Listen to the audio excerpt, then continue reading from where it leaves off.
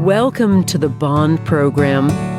Through this series, we're holding a strong intention for changing the expression of the bond in your life, everyone's lives, and creating a new space of fairness, which, as I've personally witnessed, can change your life and the lives of those on the planet. So with this session, we're going to be talking about neighborhoods and your circles, your circle at work, your circle around you, your community. And mainly we're going to be talking about the fact that there aren't communities anymore. Our problem is that with our narrative, our scientific story about competition and about individualism, we've taken that into our neighborhoods too. One of the fastest growing neighborhoods in the world is a gated community. And a gated community, ostensibly, is supposed to be about safety, but actually gated communities are all about sameness. Gated communities are clusterings of smaller and smaller groups that are homogenous. You know, they're clusters of groups, giant groups of eyes, giant groups of people just like me. And more gated communities separate themselves out from the rest of the community with walls, with guards, with things like that. So people of means are moving away from neighborhoods and into enclaves that are mostly about status and mostly about exclusion. And so this gives us the idea that to work, a group of people has to be a cluster of eyes. We have to hang around with people who are just like us and who have our similar beliefs, our economic background, etc., etc. But what we're understanding now is that we're having a connection with people regardless. We have a connection with even those people who are most not like us. And what they've found with gated communities is that they are no safer than ungated communities, first of all, studies have shown.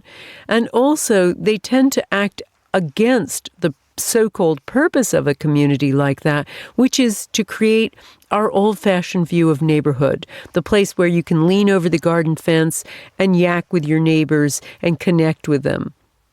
Because that's what we don't have anymore. You know, when I was growing up, we had a neighborhood without fences. Everybody was over at everybody else's house all the time. And when, among the grown-ups, somebody's house needed landscaping, the landscaping brigade showed up. And by landscaping brigade, I meant all the dads on the street. They went from house to house, helping each other out. When somebody needed something done, all the dads were over there helping out. There was this sense of community, of banding together. And when one person was in trouble, the whole community supported him. And that has largely been lost, we find. It's particularly true with people not like us. Harvard scientist Robert Putnam has done a giant survey, and while he's found that we're very tolerant of different religions now, we're not tolerant of people of different ethnic background. So if we live in a neighborhood with ethnic diversity, the tendency now is for us to hunker down in front of our TV sets and avoid people who are not like us. And so part of the bond and recovering the bond is connecting in groups and connecting with people who are not like you. And one of the things and the purposes of this session is to talk about how do we do that in groups? How do we create a feeling of we're all in this together? How can we make a larger purpose? And how does that create instant closeness and cooperation in any social situation? And how do we revitalize your office or neighborhood to create a cooperative community? Because at the moment, with our offices and even with our neighborhoods, we have a competitive atmosphere. You know, we've learned so well those Darwinian models that we're competing with our neighbors, even for who has the better house, who has the slickest car, who has the best backyard? Who has the most beautiful landscaping? Who has even the most children? I've had people compete with me on numbers of children in my family. Who has more boys than girls? We're in a situation all the time that's adversarial, not only in our relationships, but also in our community. So how do we move past this idea of us against them to we, in a bigger we? How do we get to the place of understanding that we are best served by a larger version of we? So the first way I want to talk about this is to move past this idea that we have to have a clustering of sameness in order to work. And the best way I can explain this is by telling you about one of the most beloved psychological studies in history. It's called the Robbers Cave Experiment, and here's what happened. 22 12-year-old boys were sent to summer camp. They were sent in separate buses. They were encouraged to create separate identities. So one called themselves Rattlers and the other one called themselves Eagles. They were encouraged to create separate flags for themselves, separate symbols. They were placed in separate living quarters, and they were not allowed to meet until they met on the sports field. And all the camp counselors then engaged them in highly competitive games. All the camp counselors, by the way, were psychologists in disguise. And the chief psychologist, Mustafa Sharif, who basically founded the discipline of social psychology, was the camp janitor. This was in the days before informed consent, so they could get away with stuff like this. Well, after a while, the counselors didn't have to stoke any kind of competition. The boys were killing each other. They were ripping up each other's flags. They were invading their living quarters. They stole the prizes from each other. They beat each other up. They refused to have anything to do with each other. And no amount of jolly getting-to-know-you evenings could get past that animosity. So then the psychologists, camp counselors, began to engineer a series of crises in the camp that could only be alleviated by the collective efforts of everyone involved.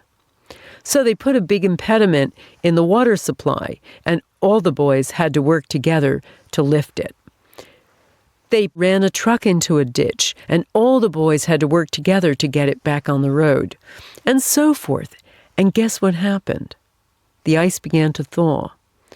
The boys began chatting with each other. They began sitting together. They began eating meals together. They began becoming friends. They began befriending each other. And by the end of the summer camp, they unanimously voted to ride home on the same bus together. One of the leaders of one of the groups spent all of his prize money buying ice creams for the whole 22 of them. It's called a superordinate goal. And what it means is a goal that can only be achieved by the collective efforts of everyone involved. It's a common overarching goal and a purpose larger than yourself. And it's been shown over and over again to work, to enable people to put aside their differences to work together cooperatively. It gives everybody an instant sense of we're all in this together. It used to be called barn building, and it's got many names in many different cultures, but it's all about people coming together, whether it's neighbors or offices or just your circle at church or whatever, that come together for a collaborative or common identity. It helps to give us a cause that we stand together as one family. It gives us a larger role in that community destiny. It allows us to pull together as one. It gives us a cause to fight for. And it comes in many guises. It works in business.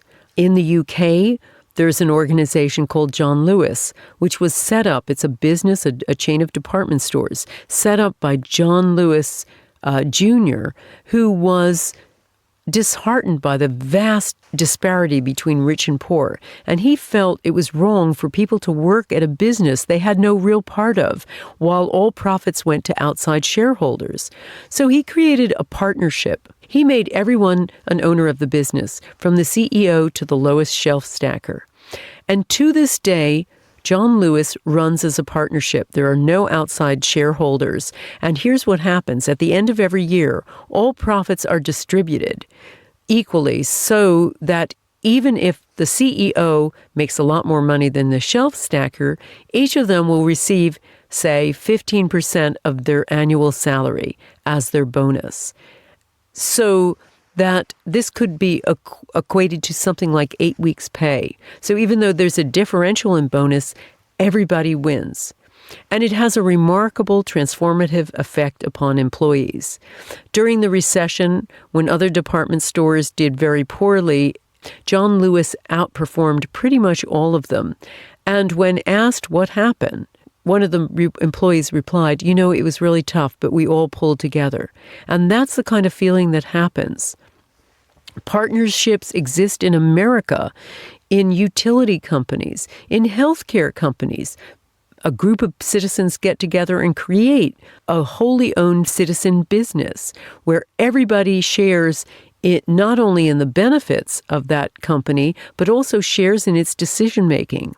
It's owned by everyone. Dave Barham, who started the company Hot Dog on a Stick in Santa Monica, California, started with one shack selling hot dogs and fresh lemonade and quickly became a big fast food chain around America. He made working for him fun. He created special costumes. He made the whole thing fun for both employees and customers. And then, toward the end of his life, he decided to reward the employees who had worked so hard for him by making them all owners. It's the only wholly employee-owned fast food chain in America. And it has a remarkable lack of turnover in terms of employees. There's an enormous connection there. And it's all about this feeling of all in it together. But superordinate goals don't just occur in business. They occur in neighborhoods too, as they did in Tailholt, Oklahoma, one of the forgotten neighborhoods of America. Tailholt is a community that is populated primarily by Native Americans. It's part of the Native American lands in the States. And the community had tried and failed for many years to get a freshwater pipeline. The water coming to Tailholt had failed all kinds of Environmental Protection Agency tests. It just wasn't very safe to drink. Nevertheless, there wasn't enough federal money for them to build a pipeline, so the men of Tailholt got together and decided to build it themselves. So they began digging. They would show up every morning with their pickaxes and their shovels, and the women would show up to cook them lunch. And after some months, they got their pipeline, but they also got a new community they never thought they had. They became so close that this kind of working together became infectious. They banded together and built a giant community center. And then everybody started volunteering for the fire department. It became a real community together. And it all had to do with a superordinate goal that brought people of all persuasions together. Same thing happened in my own neighborhood. When we had a crisis, our little section of outer London was under siege by a large cell phone company, which wanted to put in 8 cell phone towers around our town. We got together, our neighborhood, immediate neighborhood, and decided to fight this. We were about 12 strong. We met together. Spontaneously, everybody played to his or her strengths. We didn't have to have anyone in charge. We all knew what we had to do. One person investigated the law and researched it. Another person built a model of one of the towers to show everybody what it would look like. We, having a small publishing company, printed posters and put them up. Other people printed petitions and leaflets about what it would mean to the neighborhood. And then this Housewives Brigade went and leafleted all of the homes in the area, all of the schools, all of the churches. We got our MP, that's Member of Parliament, to come meet with us and the phone company to say that we meant business. And you know what happened? We chased away one of the giants of British industry. But another thing happened too. We found the soul of a community we never thought we had. Our community became much, much closer as a result, and we connected because we had a cause to fight for. Superordinate goals come in all kinds of guises. The Coin Street community in the UK, which is a street just south of the Thames in London, they successfully fought off some property developers who wanted to put high-rises just on the riverbed in London, in that area, and instead built up local businesses that were so successful that they decided to give back. So they decided that together, collectively, they would take a portion of their profits and build a daycare community for the local residents and also build public housing for them. So it's become a virtuous circle of not only profitable businesses, but also a close and vibrant community. It comes in many guises. Portland, Oregon, a very small group of concerned citizens decided to fight attempts to create a larger highway along the riverfront. So they created an organization called the Riverfront for People. And they said, we don't want more highway, we want more riverfront, we want more greenery. And they successfully fought off the attempts to build that highway and instead created a gorgeous park that sits right on the riverfront. But another thing happened too. They showed that activism and coming together for a superordinate goal is powerful in creating a strong community. And Portland continues to be one of the most activist and closest communities of any urban center in America. There are good reasons why a superordinate goal works so well together. Working together for a common purpose creates a situation akin to magic because this is what happens. A study of musicians playing together found that when they started playing as a collective, their brainwaves started resonating together. And we also know that when people do any kind of large-scale activity like that, working together, they begin to mimic each other. They begin to act as one. We know that neurons that fire together wire together, but it also seems like people who fire together wire together too. An intriguing study carried out by Oxford University of Oxford rowers shows another reason why. They found when rowers were rowing together, their pain thresholds are a lot higher than when they row individually.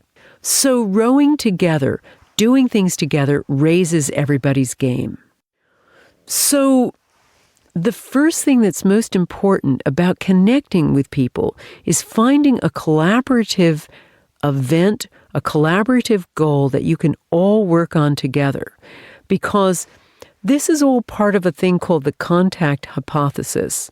And what social psychologists have found is that when you have this overarching goal, when people are all working on it together, when there's a certain amount of equality, no matter how different they are, this enables us to get past our differences with each other. No matter how severe, no matter whether we disagree with everything the other person stands for. So what I'm really saying here is that our schools, our workplaces, our economies, our local and state communities, even our countries, can be restructured to honor the collective whole rather than competitively highlighting the achievements of the individual. Now, I'm going to emphasize here once again that I'm not talking about socialism. I'm not talking about across-the-board sameness. I'm not talking about everybody flattening out and redistributing wealth or everyone having fully the same. That's not fairness, and that's not real equality. Equality is about working together. Equality is about equal opportunity. And equality is about cooperation.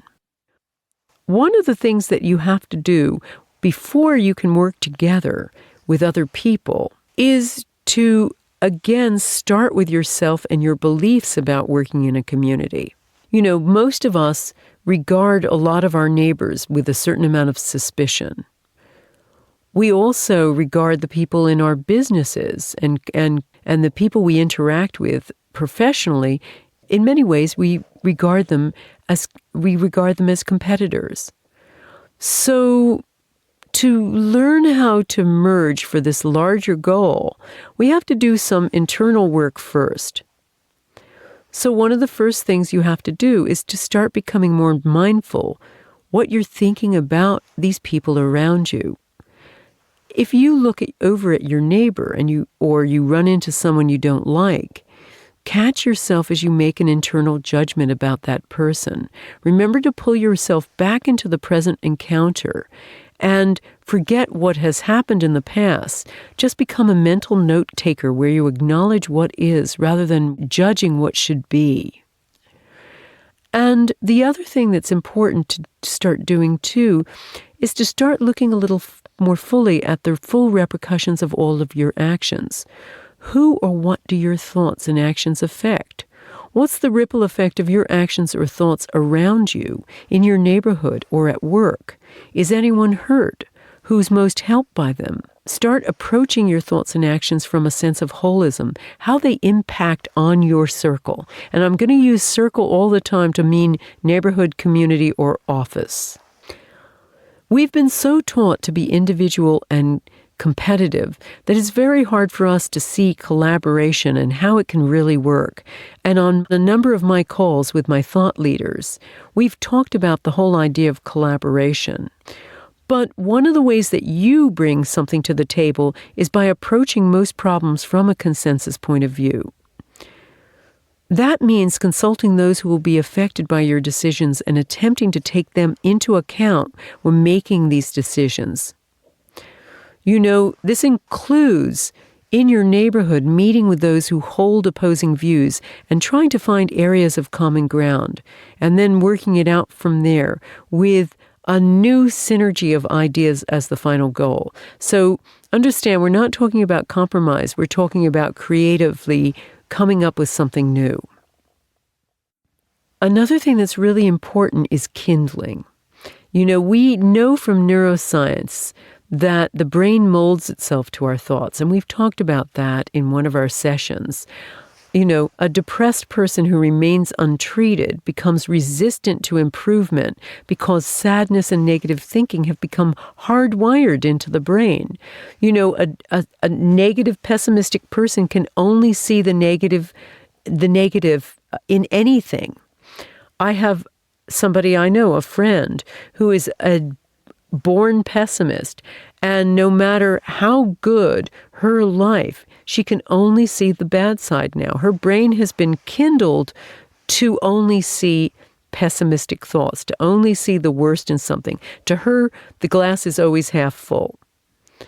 So one of the things you want to work on is rekindling your brain to be positive about your neighborhood or about your community, and to look at the possibility that it can work together.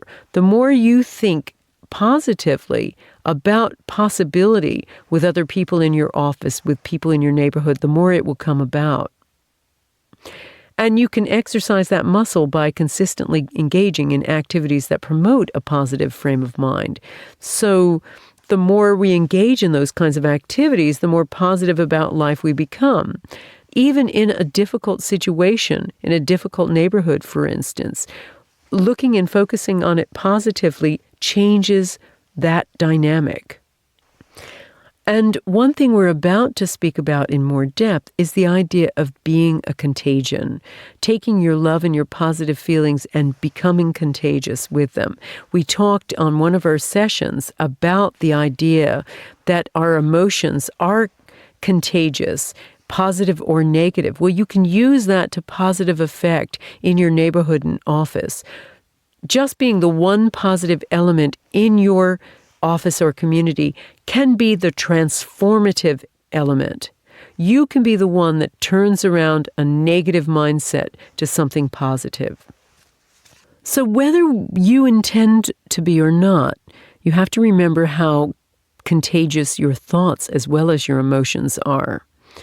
So the first question to ask yourself is if you're naturally an optimist or pessimist, and just go through some mental exercises and also some minding of your thoughts to see whether you see the glass as half empty or half full.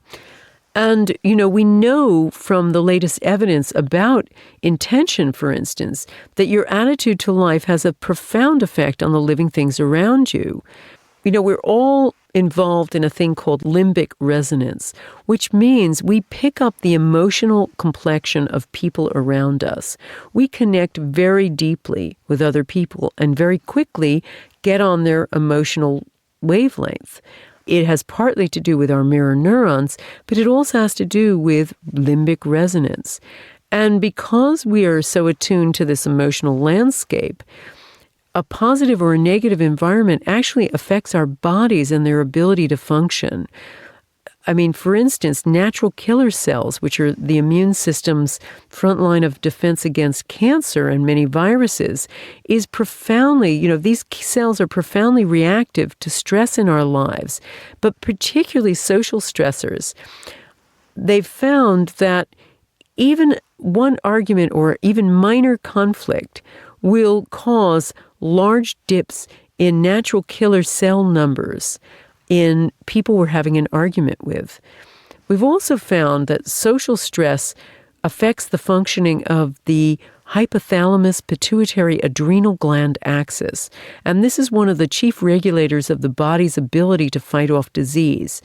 There's a psychologist called David Spiegel and his colleagues who have found a link between, for instance, arguments in marriages and negative effects on the cortisol rhythms of the body.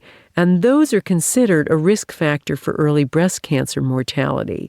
So arguments are felt deep in our bodies. So a negative mindset not only affects you, but as we talked about in an earlier session, can affect everybody in your circle, everybody in your office, everybody at home, everybody in your neighborhood. So one of the things that you need to do is to start becoming really mindful of your negative thought patterns and when you are having them and how they're spreading in your circle.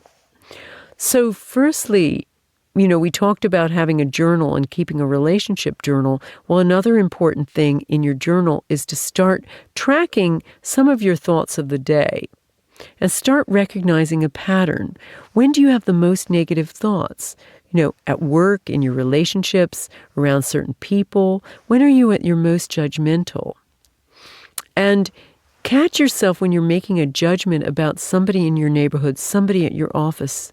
And try to turn that judgment around to a positive, loving thought, or at least a sense of compassion. And remember our little compassion exercise, our compassionate meditation from the other day. And when you do that, watch what happens to the other person. Begin to work on staying neutral and observing without judgment. That's a really important thing to do when you're trying to connect with people who are not like you. A rainy day isn't inherently bad day unless we think it is. But the other thing that's really important is just taking a moment to try to consider life from the point of view of the people around you. And that's particularly the case with a neighbor, a cranky neighbor you don't like, or somebody who's been particularly difficult at work. Just try to see life from their point of view. Take that aerial perspective. As Mark Gerson always says, go to the balcony. Go to the balcony and see as though you were watching life below and see it as though you are seeing everybody's point of view. And just see how that changes your perspective about why they believe what they believe and why they do what they do. And then observe how changing your view of others or allowing them to be changes your day in your neighborhood and in your office.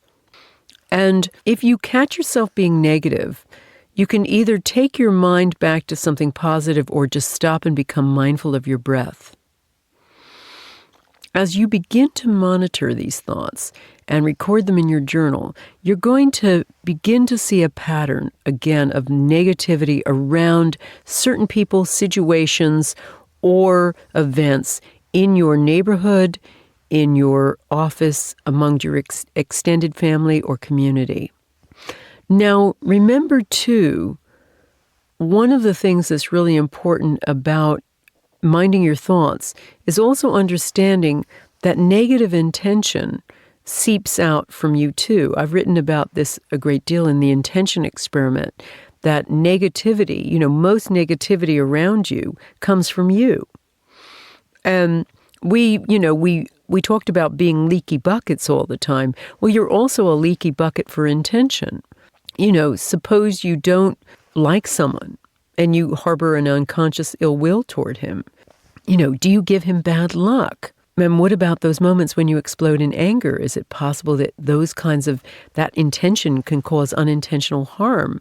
Well, there's a lot of good evidence for negative intention, for things like voodoo dolls. There's, some evidence that a negative thought, certainly with masters of intention, can physically affect someone else. So, and there's been incredible evidence about negative effects, even on equipment, on things around you. I mean, I personally have that. There are angels and gremlins when it comes to equipment around you, and I am a gremlin of the first order. If I'm in a bad mood, I start breaking equipment all around me. My computer stops working, then I go to other people in my office, their computer doesn't work. If I'm anywhere near it, sometimes I stop photocopying machines, sometimes I have to be thrown out of my office. I mean, luckily I'm not in a bad mood too often. So when you're in a bad mood, it's important to try not to allow this anger to spill over into thoughts about other people, because when you're in a bad mood, there's a tendency to have a gripe fest about everyone in your life and to start grousing just to see everything negatively and to start grousing from the failings of just about everyone, particularly people at work, people in your neighborhood or whatever. Remember, it's important to stay with what's ever making you angry and just deal with that. So one of the great ways that you can create a superordinate goal is to set a group intention. And this works for business and it works for home. It works for your neighborhood. You can assemble members of your circle who are interested in trying out some of these. And one thing that's really important is to create an intention space where you'll meet each time. And get them together first and plan to meet regularly and set some intentions. And you can have some fun with this too. Now, I want to just quickly run through, if you haven't read the Intention Experiment, a few pointers about intention. The first thing to understand is there's such a thing as an intention space. There is such a thing as a right place.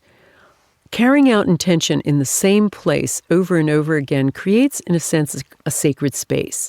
Studies have demonstrated that when you do intention in the same space, it begins to work faster and better. So one of the things you can do with a group is intention as a group in the same space, if you can meet together in the same place. The other thing, although not strictly necessary, is to time it right. Because as I mentioned in an earlier session, the sun acts as our metronome, and the sun affects not only our behavior, but our extrasensory ability. And there's a basic rule about this. When the sun has a lot of activity, that's actually best for intention. When the sun has a lot of activity, it's not so good for things like extrasensory perception. So one thing that really works well with intention is to wait until the sun is a little bit unsettled. You can easily find this by going on the government NOAA website and looking up what it says about solar activity. And when solar activity is a little unsettled and quite noisy, then that's a good time for intention. Now, sometimes you can't just look at what's happening with the sun. So it's okay to just go with whatever time you have to do it. But when you can, this can aid your intention. One of the real important aspects of intention, though, is to create a highly focused mind state. Now, we talked in an earlier session about coming into your body, into your senses, and that helps to really focus your intention. So you enter hyperspace by a highly focused mind state. And this starts with meditation. So you can just start with your breathing if you've never meditated before, taking a deep inhale and then an exhale, a deep inhale and then an exhale, and then begin to formulate your intention with your 5 senses. And when you think about things with that kind of intensity, it tends to focus your mind into a very rapid brainwave pattern. And that's what we really want. We want a brainwave pattern that's actually a little faster than ordinary waking consciousness. Another thing you can do with intention is to mentally rehearse what the outcome is. What do you want to see happen? And when you mentally rehearse something, it actually trains your neurons to imagine that's already happened. Scientific studies show that this works with elite athletes all the time. And now any elite athlete worth his salt engages in the art of mental rehearsal. Muhammad Ali was a famous proponent of this. He would mentally rehearse everything that was going to happen in the ring. And of course, as we remember, he used those wonderful rhyming quatrains whenever he met an opponent. Archie Moore is sure to hit the floor. And if you go back and you look at those fights, Archie Moore certainly did hit the floor at the 4th round. So imagine whatever you'd like to have happen as though it's happened already. And imagine it from your own perspective rather than a video that you're watching. The next thing to do is to visualize. Visualize it happening as intensely as you can. Now, not all of us are visual. Some of us are kinesthetic. We feel things. Some of us are auditory. We hear things most acutely. So whatever sense is most prevalent in you, use that. Intention, like all kinds of connection, requires compassion most of all. So when you send out an intention, it doesn't come from your head, it comes from your heart. Tell the universe exactly what you want. That is probably the most important aspect of intention. So besides sending intention from your heart, from your head to your heart and outward, be specific. Let the universe know exactly what you want. Lots of people say, well, I'd like to be rich, or I'd like a really close neighborhood. Well, that's not specific enough. And what people usually mean when they say I want to be rich is actually I'd like more time. I'd like to do something different with my life. I don't want this job. I want more time with my children or grandchildren, not I want more stuff. So be very specific. When you're sending intention with someone else or for someone else, form a connection. And you can do that in a few simple steps. Hold their hand. That does it really quickly. Connect in some way by sharing deeply, as we've talked about in earlier sessions. Exchange something meaningful or tell them about something meaningful. Those kinds of things create an instant connection.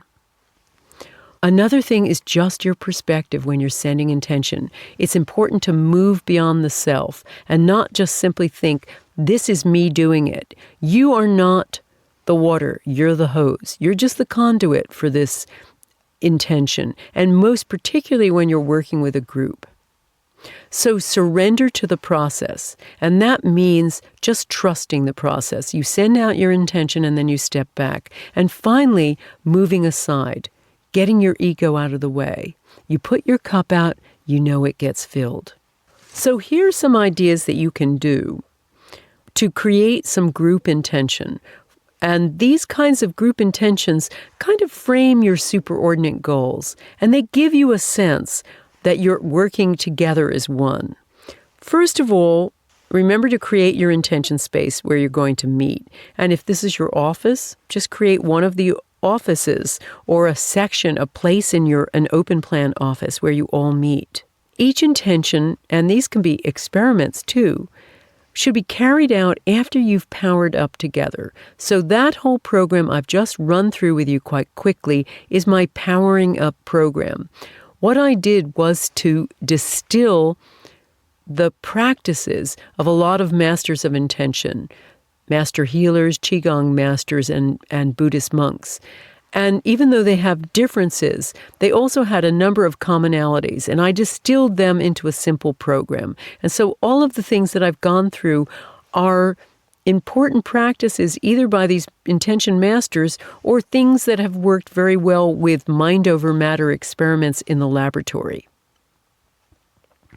So Power Up, and you can find my full Powering Up program, by the way, in my book, The Intention Experiment, and check out my website, by the way, www.theintentionexperiment.com for more information about it. But you can do all kinds of fun things together first. You know, you can meet together. Let's say you meet in your neighborhood. Select a group target for your community. And here are a couple possibilities. Why don't you try coming together and sending an intention to reduce crime in your area by 5%, or, reduce pollution by 5%, or reduce a litter on a particular street, or get your mail delivered at least 1 hour earlier, or achieve some kind of community activism, such as we did, preventing a cell phone tower from being built, or decreasing the incidence of local road accidents, or trying to improve the collective grade point average of the local school by 1 grade, or decrease the abuse of children in your community by 30%. And look at this too, I'm always making it very specific. Or how about increasing local rainfall by 10%? Playing with the weather is quite fun. Decreasing the number of alcoholics in your neighborhood by 25%, reducing inappropriate handgun possession by 30%. Anything like that can be fun. And what you can do is make a member of the group the person who checks out the local accident, weather, school, or crime statistics. And it's a good idea to get hold of reports for the last couple of years in your area and surrounding communities so you can make comparisons of what happens before and after you set the intention. So remember, you come together as a group, you all hold hands, you set a collective intention with the wording you're all going to use together. You follow my Powering Up program as noted earlier, and you all set that intention together. You all begin with your meditative state and power up, and then send out that intention. And follow it and see what happens. Now, the same kind of technique is really useful in an office. You can set an intention for your mission statement and be as specific as you can. You know, one of the problems with intention for business as well is not being specific enough. So set an intention you can all follow. And work at it collaboratively, work at it together. Now, maybe, it may well be the case that you work in a place where everybody else is going to think this is impossibly woo-woo. So try it with just a few people in the office, people who might want to try, or make it a fun thing that you do, that you don't necessarily take seriously, but that you follow. And you follow to the letter of my program and see what happens. Because besides from possibly changing things, you also become closer when you connect like this. You can try it for the company's profits. You can try it for sales figures. You can try it in any kind of way where you're working collaboratively. But remember, try to avoid individual successes because, again, that's going to create, unless it's made for fun, creating sort of individual sales performance against each other continues to create a kind of competitive mindset where one person is pitted against another.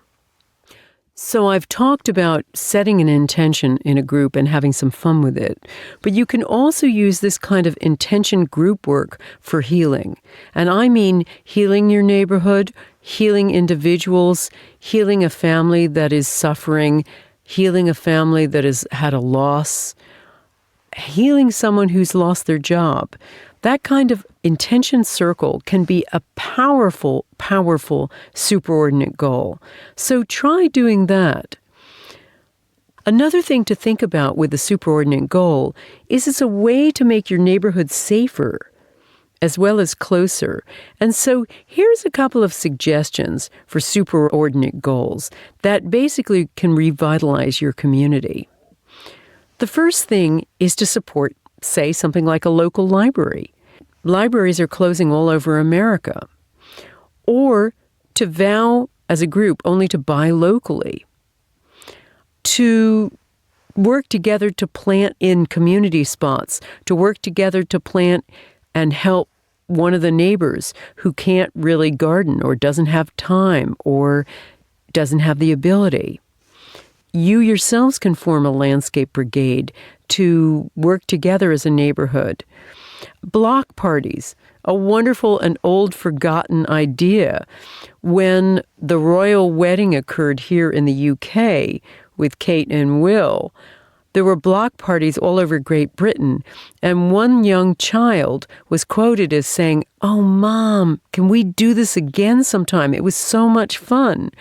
Those kinds of things and potluck dinners bring people together.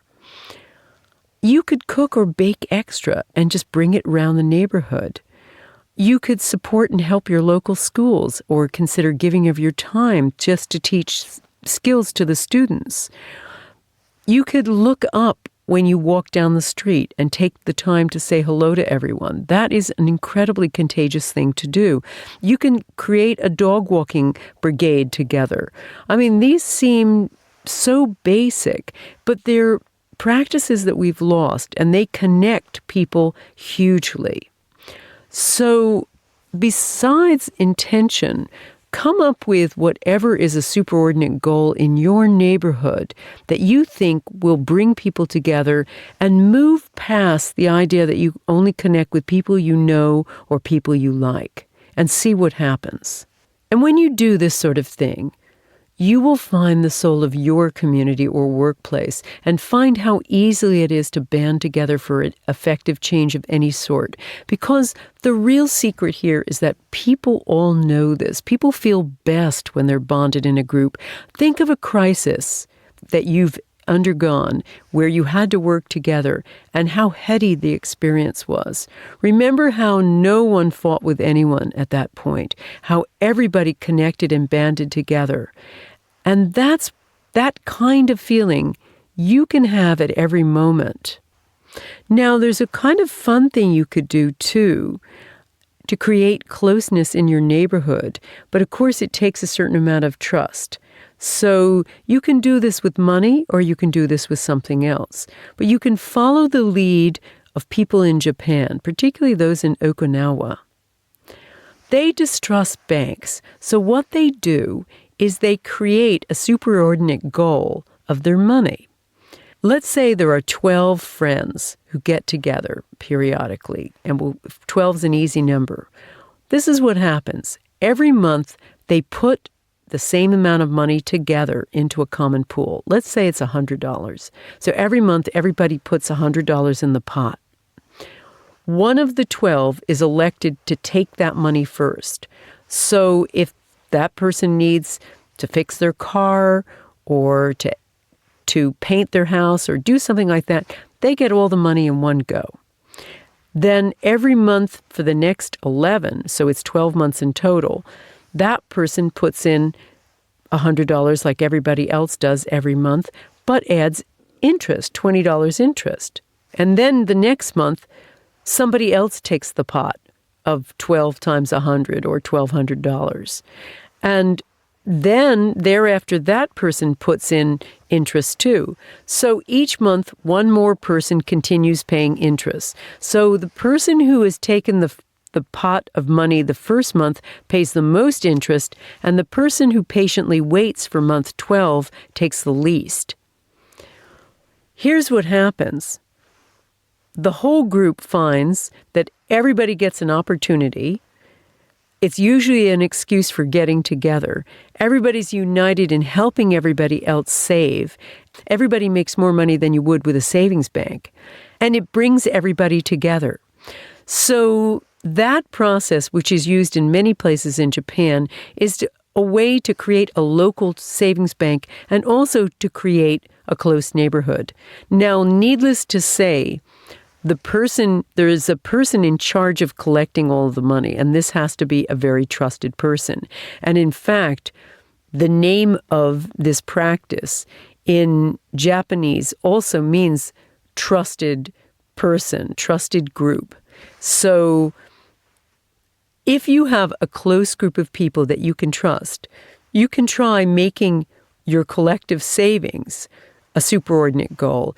And it becomes a way also of helping someone when they're in difficulty. When you all band together to pay each other, everybody gets a shot at being helped at some point. Now, these kinds of tools that can transform the atmosphere in your neighborhood can also be used, of course, in your office to transform that me against them attitude to all of us pulling together.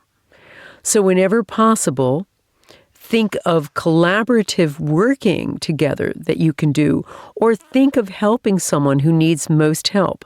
All of you working together can be a work brigade for someone who is not working as well as some of the others, where you help train them, but also the people themselves who are very proficient become even more proficient.